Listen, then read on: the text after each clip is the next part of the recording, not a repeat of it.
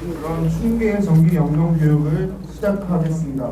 여기 아마 아시는 분들도 꽤 계시는 것 같고요. 저도 물론 장원에서 태어났고 장원에서 자랐고, 그리고 이제 이 농업을 하느라고 타 지역으로 가서 오랫동안 연구도 하고 한 20년 동안 필드 돌아다니면서 하다 보니까 제일 문제가 비료에 대해서 제대로 몰랐고, 우리는 그러다 보니까 어느 시기에 언제 줘야 되는지를 사실은 몰랐다는 거죠. 그래서 제가 오늘 말씀드릴 것들은 보통 이제 질소인산 가리에 대해서 말씀을 드리고요. 요건 간단하게 말씀을 드릴 예정이고, 칼슘에 대해서 아주 집중적으로 얘기를 할 예정입니다. 그래서 칼슘은 특히 뭐냐면 우리가 늘 생각하는 복숭아 나무에 이제 꼭지가 빠진다 그러죠. 낙과가 많이 되는 그 이유 중에 하나가 사실은 칼슘이 상당히 컸다라는 거예요. 그래서 오늘 그 부분을 제가 명확히 해드리고, 그리고 어떤 비료를 어떻게 적용을 하는지 그거에 대해서 말씀을 드릴 예정입니다. 두 가지 물이 있습니다. 하나는 화학물이고 하나는 미네랄 워터가 있어요. 그럼 우리는 대부분 물어보죠. 야, 너 어떤 물 마실래? 그럼 대부분 다 미네랄 워터를 마실 거예요. 자, 근데 이게 실제로는 비료를 생각할 때 이 부분을 이제 고려를 안 할 수가 없는 게, 우리가 NPK라고 하는 화학 분자식이 물하고 결합이 된 거고, 이거를 다시 말하면 생명이 없었던 무기질, 즉 NPK하고 물이 합쳐진 거고, 이거를 다시 영어로 번역해 놓으면 미네랄 워터가 되는 거예요.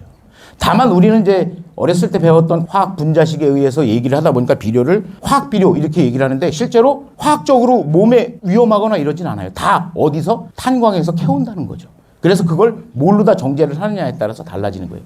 그래서 결과적으로는 화학물이랑 미네랄 워터는 같은 거다라고 볼 수가 있습니다. 다시 말씀드리면 유기물이나 퇴비나 유박이나 이런 것들을 비료 성분으로 보면 무기질 비료하고 사실은 똑같다. 근데 우리는 꼭 퇴비만을 가지고 이제 농사를 짓고, 또는 그게 친환경이다 뭐다 하다 보니까 이제 그렇게 되는데, 실제로 제가 조금 이따 말씀드리겠지만 얘네들은 어차피 이 상태에서는 작물이 먹지를 못하고요. 무기이온화가 돼야지 이제 작물이 먹는다. 그래서 사실은 화학물이나 미네랄 워터는 같은 의미를 가지고 있는데 말하기에 따라서 많이 다르다라고 보시면 되고요. 자, 제일 고질적인 문제가 과연 이제 그럼 비료를 언제 주는가, 언제 주는 게 효과적인가라는 문제들이 있죠. 그래서 대부분은 뭐냐면 안 녹습니다, 비료가. 그러니까 비가 오기 전이나 비 온 후에 대부분 주죠. 두 번째는 옆집 사람이 주니까 나도 따라서 준다. 세 번째, 아이 몰라, 그냥 주던 대로, 그냥 지금까지 해왔던 대로 이렇게 준다라는 거죠. 그래서 사실 오늘 제가 준비한 거는 이런 것들이 늘 고민거리가 되고 선택을 못한다. 왜? 비료를 모르니까. 그래서 어떤 걸 시비해야 되고 언제 해줘야 되고 이 모든 것들이 비료에 대해서 전혀 모르기 때문에 이런 현상들이 사실은 발생했다라고 볼 수가 있고요. 지금까지는 모르고 관행적으로 뿌렸던 이 비료에 대한 이 부분들을 오늘 알려드리려고 합니다. 일반적으로 토양은 삼상이라 해서 흙과 공기와 물 세 가지가 포함이 되어 있고요. 그중에 보통 유기물을 5%, 최소한 3%에서 5%는 잡아줘라라고 하는데, 그 유기물을 주는 이유가 토양 내 이 순수한 흙에 공기층이 생기고 수분이 들어가야지 양분이 공급이 되고, 그리고 이 공급을 만들기 위해서 미생물들, 지렁이나 두더지나 미생물들이 활발히 움직일 수 있는 먹이, 즉 그런 용도로 써야 된다. 우리가 유기물을 줘서 작물을 키우려고 생각을 하기보다는 미생물들의 먹이가 되는 개념으로 잡아주는 게 상당히 좋다라고 볼 수가 있고요. 그리고 비료는 지금까지 생각하지 않았었던, 우리는 밭에다 뿌리고 비가 안 오면 그만이다라고 봤는데, 실제로 뿌리는 세 가지 형태의 양분 흡수 패턴을 그리는데요. 하나는 쉽게 입을 벌리고 있을 때 물에 비료를 녹여서 관주시설, 연면시비 또는 스프링클러를 통해서 주는 요 상태가 제일 많은, 우리가 이제 확산이라 해서 막 들어가는 사이에 입을 통해서 흡수가 되는 방향이 하나 있고요. 또는 토양 내에 많이 뿌려져 있어갖고 차츰차츰 뿌리를 흡수하는 집단 유동이 있고요. 그리고 하나는 이제 뿌리 가로채기라고 해서 전혀 이제 양분이 없다 보니까 뿌리가 많이 뻗으면서 양분을 찾아다니는 거죠. 그래서 뿌리는 잘 뻗을 수 있지만 지상부의 생육이 멈춰지는 형태들로 많이 나타난다라고 볼 수가 있죠.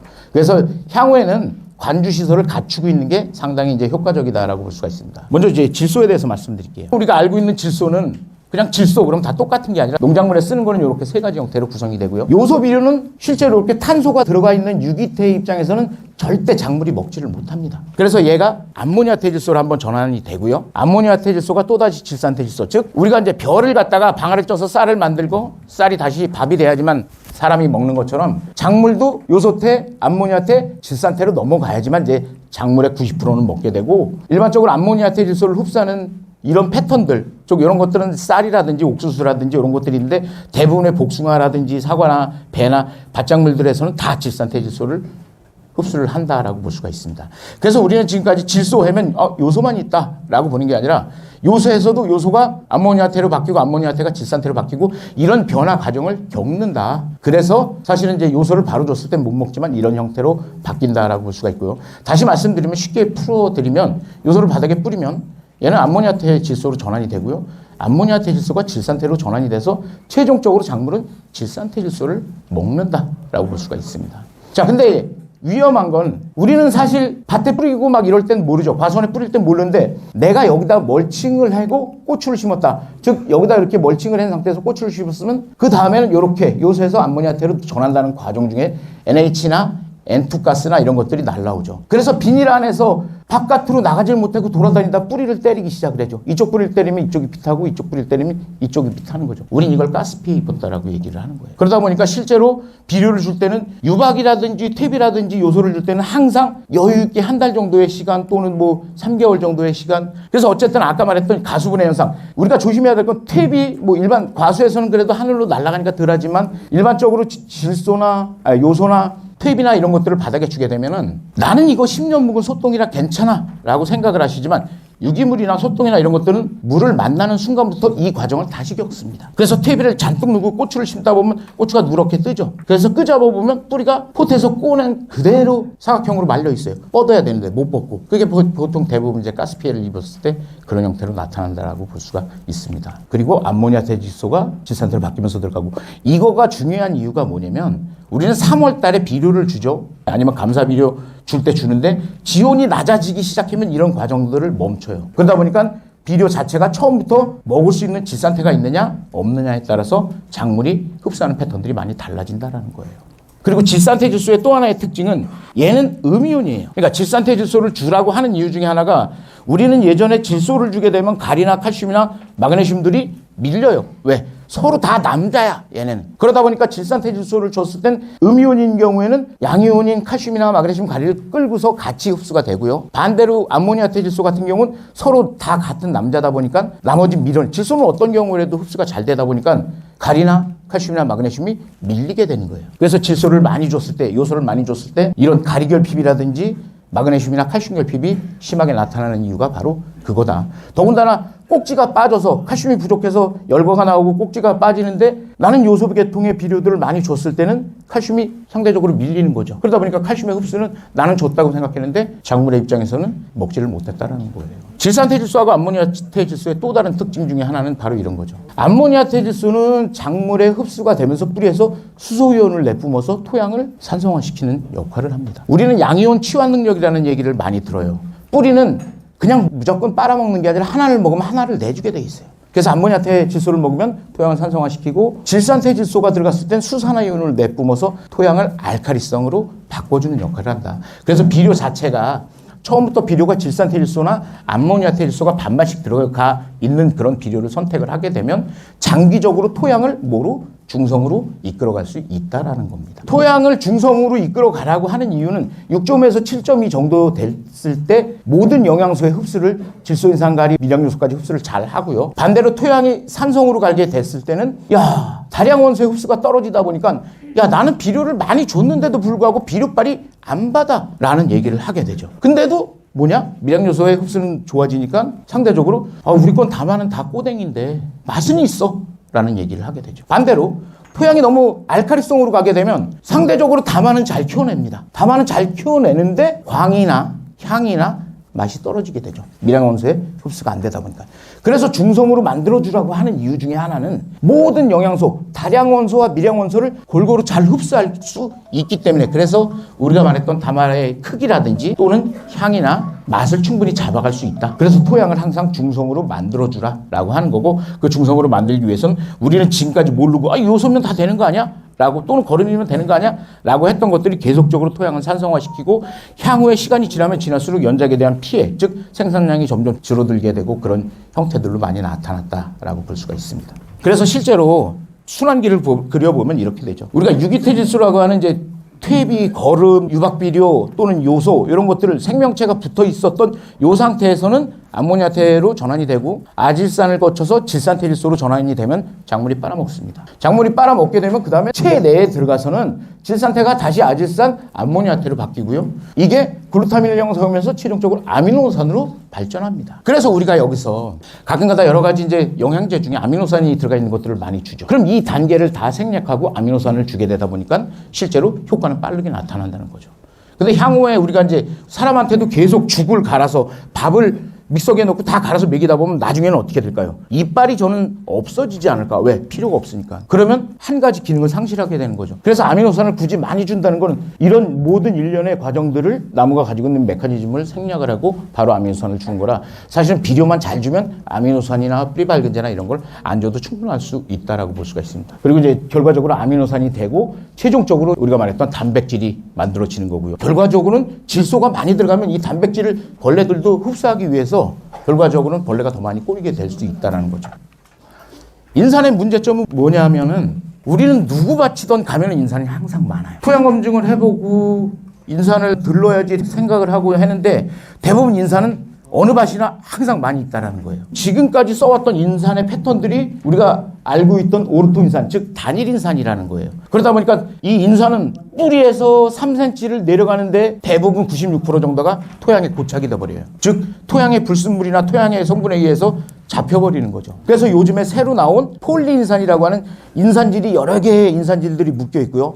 얘네들이 뿌리 5cm까지만 내려가도 흡수가 되는데 내려가는 과정 중에 하나가 토양 불순물이라는 건달한테 잡히면 나머지는 쭉쭉 내려가서 작물에 흡수되는 역할을 더 많이 해준다. 그래서 지금까지 우리가 썼던 단일인산이라고 하는 것들은 토양 내 고착이 잘 되다 보니까 보통 기술센터에서 용성인비가 당신 토양에는 인산이 많습니다 하는데도 처방전을 주면은 10kg가 필요한데 보통 100kg를 처방을 해라고 얘기를 해요. 왜 그러냐면 흡수율이 이렇게 90 몇 프로가 일단 유실이 되다 보니까 그것 때문에 인산을 그렇게 많이 주라고 얘기를 하는 거고요.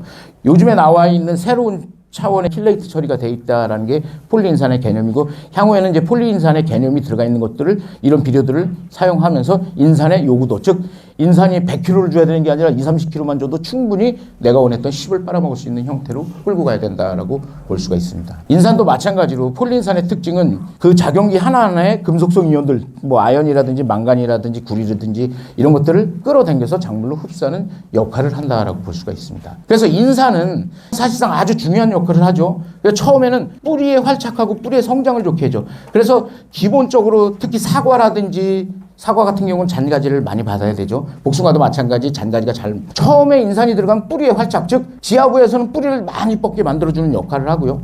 지상부에서는 잔가지들이 많이 뻗게 만들어주는 역할을 인산이 한다라고 볼 수가 있습니다. 두 번째는 이 뿌리에 생장하고 세포 분열을 하고 뿌리의 발달과 그리고 꽃이 피고 수정이 되고 비대를 촉진하는데 인산이 아주 큰 관여를 한다라고 볼 수가 있습니다. 그 작용은 보통 이제 광합성의 구성 요소가 돼서 식물의 에너지 전달에 아주 중요한 역할, 즉 광합성을 통해서 잎에서 양분이 만들어지면 이게 뿌리로 내려가서 우리가 말했던 ATP 합성을 하게 되죠. 아데노신 트리폴리포스페이드라고는 인산화 과정을 거치고 나서 다시 끌어올려서 열매로 보내고 그래서 뿌리에서 만들어진 폴리사카라이드라고 하는 에너지원을 열매로 보내고 잎으로 보내고 해서 줄기로도 보내고 해서 지상부 세력을 키워주고 열매도 키워주는 역할을 하는 게 인산의 역할이다라고 볼 수가 있죠. 마지막으로는 도장지.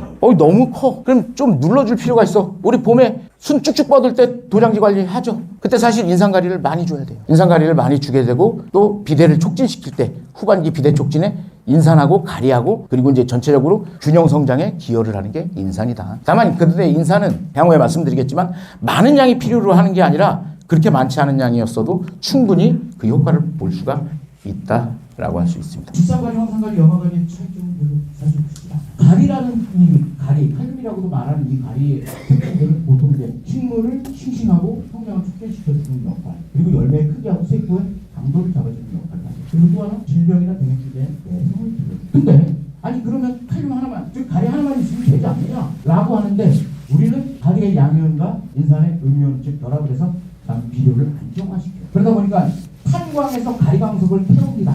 지금 문제가 많죠. 지금 이 가리광석이 제일 많이 나오는 데가 어디냐면 우크라이나하고 러시아하고 지금 전쟁을 하고 있는 그쪽에 있습니다. 라타니아나 뭐 이런 데서 많이 갖고 오는데 전쟁 때문에 실제로 가리가 이제 상당히 올랐죠. 그래서 비료 가격이 많이 인상이 된 이유 중에 하나다라고 볼 수가 있고요. 다만 가리광석을 갖고 와서 인산으로 정제하면 인산가리가 되고요. 질산으로 정제를 하면 질산가리가 되고 황산으로 정제하면 황산가리, 염산으로 정제하면 염화가리가 됩니다. 자, 근데 우리는 이 중에서 어떤 걸 쓰느냐에 대한 고민들을 많이 안 하고 대부분 염화가리를 많이 쓰죠. 염화가리는 한 2만 원 정도, 2만 원 조금 올라서 한 후반대 정도 됐을래나?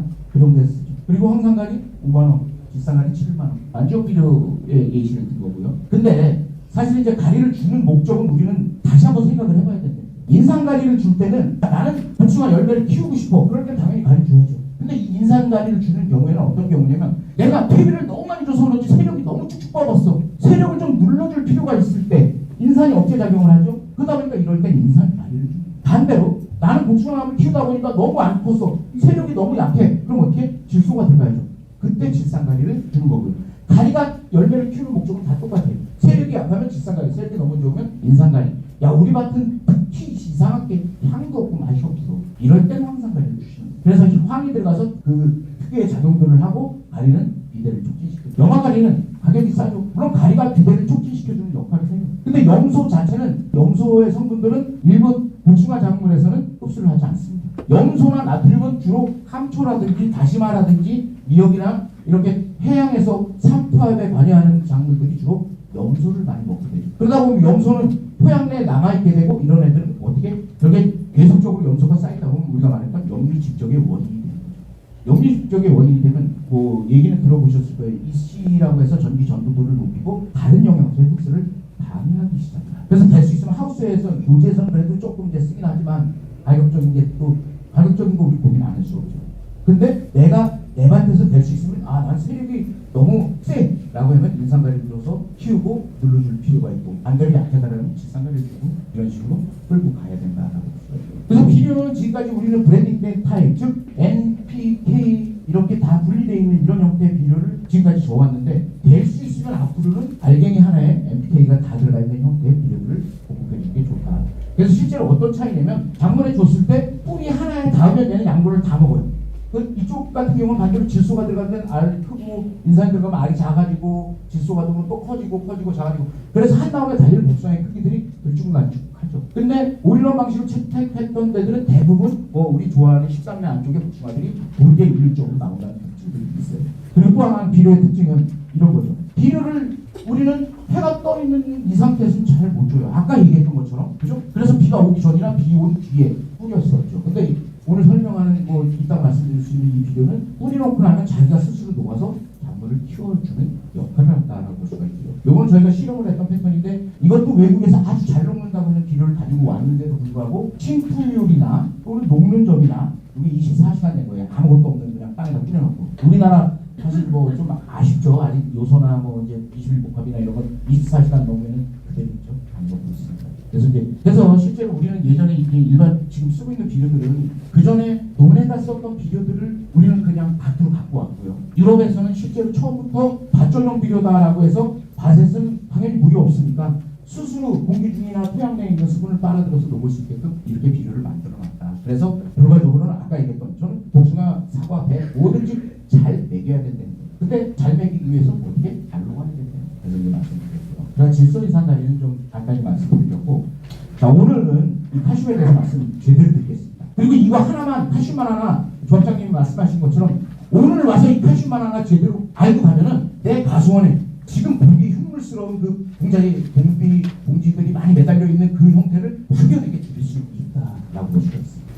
칼슘은 진짜 중요한 역할을 해요. 처음에 들어가는 칼슘은 뭐를 하느냐? 인산이 뿌리를 많이 뻗게 만들어주면 칼슘이 쫓아가서 이 뿌리에다 가옷을 입히는 역할을 합니다. 즉 칼슘의 뿌리에다 돌물을 씌워서 뿌리가 탄탄하고 짱짱하게 만들어주는 역할을 하는 게 칼슘이다. 그리고 또 하나 세포 사이사이에 들어와 있는 수분이나 당분을 빠져나가지 못하게 잡아주면서 신선함을 유지하면 즉 저장성을 높여서 복숭아가 5일 만에 썩음 들어진다고 치면 칼슘이 많이 들어간 것 제대로 들어간 것들은 보통 7일에서 8일 이상 충분히 저장이 가능하다. 보통 한 복숭아의 저장은 원래 짧으니까 보통 한 이틀 정도만 더 늘릴 수 있다면 사실 엄청난 차이가 있다는 것이죠.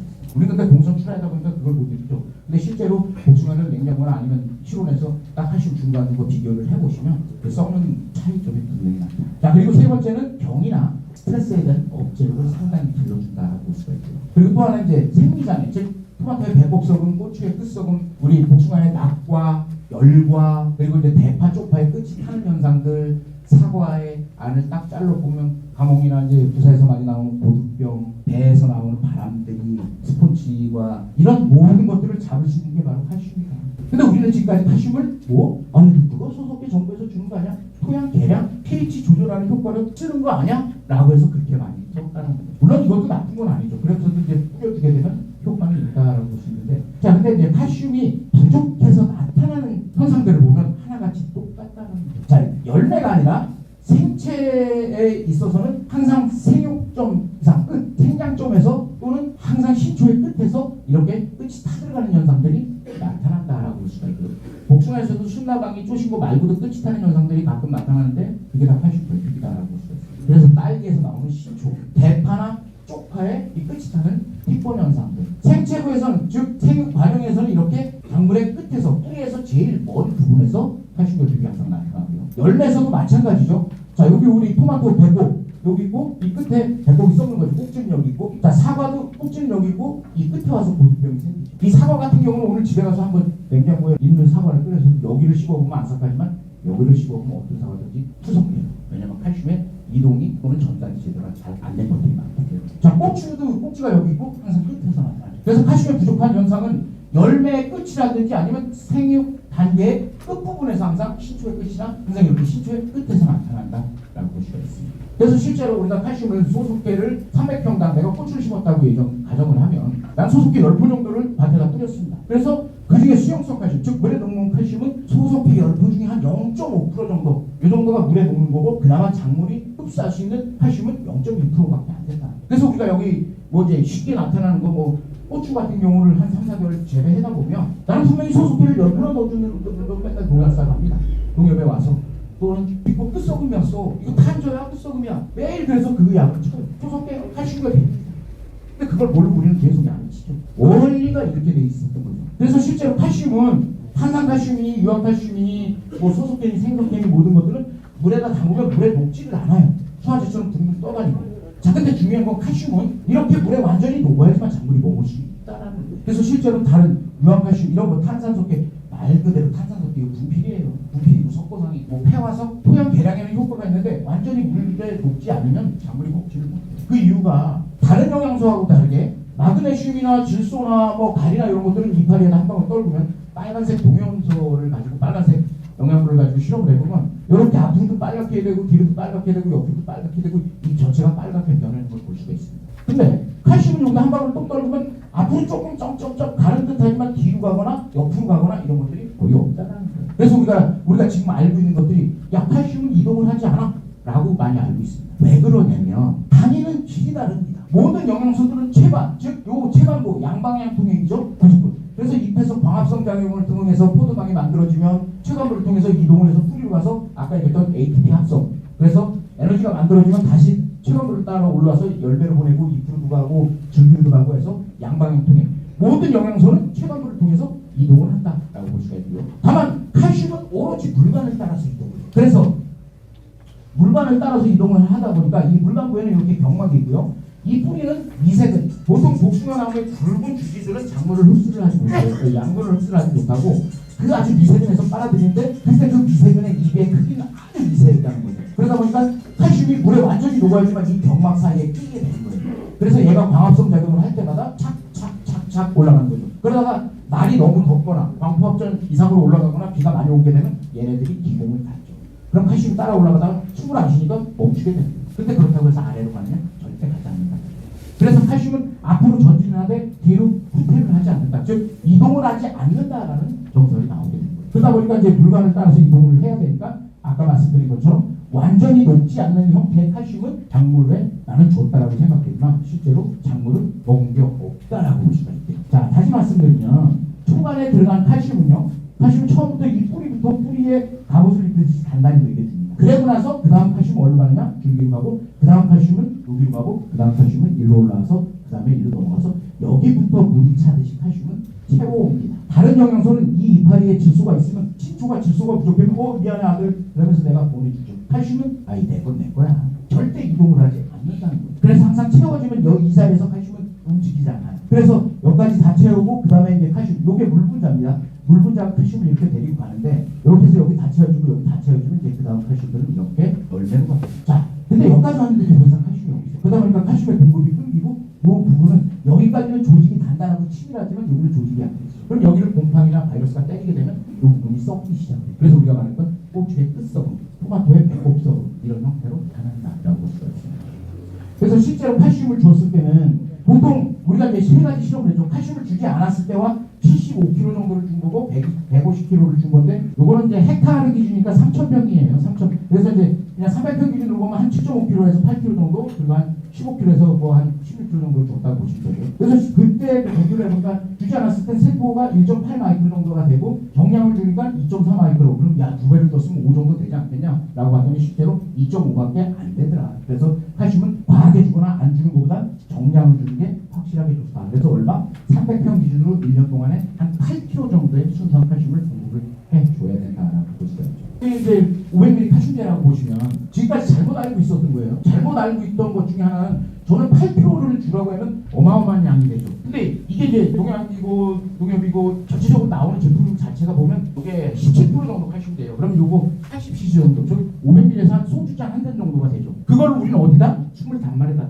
20단말에 소주잔 한 잔을 타갖고 칼슘의 성분으로 따지면 그래놓고 한 400평 SS기 하차면 RPM 한 1700 정도. 그러면 한 500평 정도 때린다라고 보고 500평 정도 때리는데 소주잔 한 잔을 주는 거예요. 그럼 내 입장에서 우리 농민의 입장에서 야 나는 칼슘을 분명히 줬어. 야 그것도 지난번에도 좀 이번에도 또 줬어. 근데 나무 입장에서 뭐냐? 요 입술 근처에 여기다 한 방울 똑 떨고 묻히고 간 거예요. 그러면 나는 칼슘 줬다라고 생각을 하지만 나무 입장에서 먹었느냐? 전혀 그렇지 않다는 거예요. 그러니까 우리가 계속 낙과가 생기고 열과가 생기고 하는 것들을 못 잡고 가는 이유가 바로 그거라는 거예요. 더 웃긴 건요. 다리가 있고 꼭지에 복숭아가 이렇게 달립니다. 그죠? 이렇게. 자 근데 우리 봉지를 씌울 때 여기서부터 이렇게 이 가지를 싸서 이렇게 씌우죠. 그럼 나는 칼슘을 그죠? 연면식을 통해서 많이 뿌렸어. 근데 여기까지는 맞고 이 봉지에도 맞지만 이 꼭지 즉 요 꼭지가 요만큼 나와 있는 요 꼭지가 여기가 단단하게 여물어야 되는데 여기는 칼슘을 못 맞춰요. 왜? 봉지를 이렇게 싸버리니까. 사과나 배는 이렇게 싸기 때문에 칼슘제를 연면식이 때리면은 당연히 꼭지에 맞춰서 타고 들어가죠.